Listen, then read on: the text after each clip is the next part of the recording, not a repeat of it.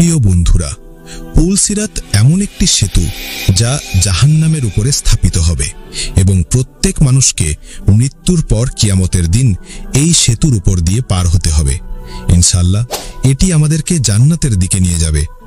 এই গল্পে আমরা জানব পুলসিরাত কি, এটি পার হওয়ার সময় আমাদের কি কি কঠিন পরিস্থিতির সম্মুখীন হতে হবে এবং এটি অতিক্রম করার জন্য আমাদের কোন 7টি প্রশ্নের উত্তর দিতে হবে এবং এই প্রশ্নগুলোর উত্তর দিতে আমাদের কতটা সময় লাগবে। তাহলে আসুন জেনে নিই কে পুলসিরাত অতিক্রম করতে পারবে এবং কে এটি পার হতে না পেরে জাহান্নামের শাস্তির যোগ্য হবে।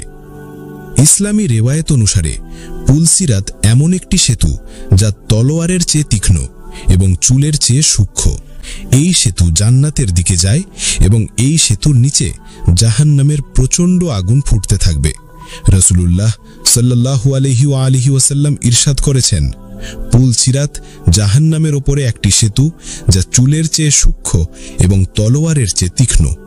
প্রত্যেক মানুষকে এটির ওপর দিয়ে পার হতে হবে। মুমিনরা এটির ওপর বিদ্যুতের গতিতে পার হয়ে যাবে, কেউ কেউ ঘোড়ার গতিতে পার হবে আর কেউ কেউ হামাগুড়ি দিয়ে পার হবে, কিন্তু মুনাফিক ও গুনাহগাররা জাহান্নামে পড়ে যাবে। আর একটি হাদিসে রাসূলুল্লাহ সাল্লাল্লাহু আলাইহি ওয়াসাল্লাম ইরশাদ করেছেন, পুলসিরাত 3000 বছরের পথ, 1000 বছর উপরে ওঠার পথ, 1000 বছর সমতল পথ এবং 1000 বছর নিচে নামার পথ, যেখানে ভয়ঙ্কর জন্তুও থাকবে। প্রত্যেকে তার আমলের ভিত্তিতে এই সেতু পার হবে। যারা নেক আমলকারী হবে তারা সহজেই এই পথ পার হবে, আর যারা গুনাহগার হবে তাদের জন্য এই পথ পার হওয়া কঠিন এবং অসম্ভব হয়ে পড়বে। যখন হযরত ইসরাফিল আলাইহিসসালাম সূর ফুঁকবেন তখন কিয়ামত শুরু হয়ে যাবে, আর যখন দ্বিতীয়বার সূর ফুঁকবেন তখন সবাই পুনরায় জীবিত হয়ে ময়দানে হাসরের দিকে দৌড়াতে যাবে। তাদের হাতে তাদের আমলনামা দেওয়া হবে। কিছু মানুষের আমলনামা ডান হাতে দেওয়া হবে আর কিছু মানুষের বাম হাতে। যাদের আমলনামা ডান হাতে দেওয়া হবে তারা জান্নাতের সুসংবাদ পাবেন, আর যাদের বাম হাতে দেওয়া হবে তারা জাহান্নামের শাস্তির যোগ্য বলে ঘোষিত হবে। যেমন কুরআনে আল্লাহ পাক ইরশাদ করেছেন, যে ব্যক্তি অনুপরিমাণ নেকি করবে সে তা দেখবে, আর যে অনুপরিমাণ বদকাজ করবে সেও তা দেখবে। পুলসিরাত এমন একটি সেতু হবে যেখানে কোনো বিশেষ আলো থাকবে না। রাসূলুল্লাহ সাল্লাল্লাহু আলাইহি ওয়াসাল্লাম ইরশাদ করেছেন, পুলসিরাত অন্ধকারাচ্ছন্ন থাকবে, আর সেখানে কেবল সেই আলো থাকবে যারা দুনিয়ায় নেক আমল করেছে।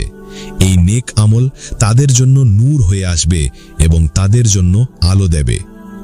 আর একটি হাদিসে তিনি ইরশাদ করেছেন, কিয়ামতের দিন সবাই পুলসিরাতের উপর দিয়ে পার হবে এবং এই সেতুর দুপাশে কাঁটাযুক্ত হুক থাকবে যা গুনাহগারদের ধরে নিচে জাহান্নামে ফেলে দেবে। প্রিয় বন্ধুরা, পুলসিরাত পার হওয়ার সময় ফেরেশতারা মানুষের নেক আমল ও বদ আমলের ভিত্তিতে 7টি প্রশ্ন করবে। যে ব্যক্তি এই 7টি প্রশ্নের উত্তর দিতে পারবে সে সহজেই এই সেতু পার হয়ে যাবে। প্রথম প্রশ্ন হবে, তোমার রব কে? যারা নেক আমলকারী হবে তারা সহজেই উত্তর দেবে, আমার রব আল্লাহ। কিন্তু কাফিররা এর উত্তর দিতে পারবে না এবং তারা জাহান্নামে পড়ে যাবে। দ্বিতীয় প্রশ্ন হবে নামাজ সম্পর্কে। যারা দুনিয়ায় ইখলাসের সাথে নামাজ আদায় করেছে তাদের জন্য উত্তর দেওয়া সহজ হবে। তৃতীয় প্রশ্ন হবে যাকাত সম্পর্কে। আমরা আমাদের সম্পদ কোথায় খরচ করেছি? আল্লাহর হুকুম অনুযায়ী আমরা কি গরিব ও অভাবীদের যাকাত দিয়েছি? আমরা কিভাবে আমাদের সম্পদ উপার্জন করেছি? হালাল ও হারামের খেয়াল রেখেছি কিনা? যদি আমরা আল্লাহর পথে সম্পদ খরচ না করে শুধু জমা করে রাখি তাহলে এই সেতু পার হওয়া আমাদের জন্য কঠিন হয়ে যাবে। চতুর্থ প্রশ্ন হবে রোজা সম্পর্কে, যা প্রত্যেক মুসলিমের ওপর ফরজ। এরপর হজ সম্পর্কে প্রশ্ন করা হবে। যদি আমরা সমর্থ থাকা সত্ত্বেও হজ আদায় না করে থাকি তাহলে আমাদের কঠোর শাস্তি দেওয়া হবে। এরপরের প্রশ্ন হবে হুকুক বা অধিকার সম্পর্কে, যেমন মা বাবার অধিকার, সন্তানের অধিকার, প্রতিবেশীর অধিকার এবং জীবনে যাদের সাথে আমাদের ওঠা বসা ছিল তাদের অধিকার সম্পর্কে প্রশ্ন করা হবে। সর্বশেষ প্রশ্ন হবে পবিত্রতা বা পরিচ্ছন্নতা সম্পর্কে। যেমন হাদিসে আছে পরিচ্ছন্নতা ঈমানের অর্ধেক, আরেকটি হাদিসে আছে আল্লাহ পবিত্র এবং পবিত্রতাকে ভালোবাসেন, তাই তোমাদের উচিত নিজেকে পবিত্র রাখা। অর্থাৎ আল্লাহ পরিচ্ছন্নতাকে ঈমানের একটি গুরুত্বপূর্ণ অংশ বানিয়েছেন।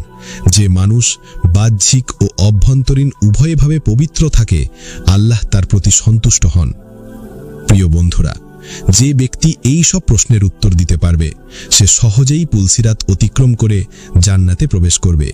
আর যে এই প্রশ্নগুলোর উত্তর দিতে ব্যর্থ হবে, সে জাহান্নামে পড়ে যাবে। রব্বুল আলামিনের কাছে দোয়া করো, আল্লাহ আমাদের নেক আমল করার তৌফিক দান করুন এবং কিয়ামতের দিন এই সেতু সহজে অতিক্রম করার সুযোগ দিন। আমিন ইয়া রাব্বাল আলামিন।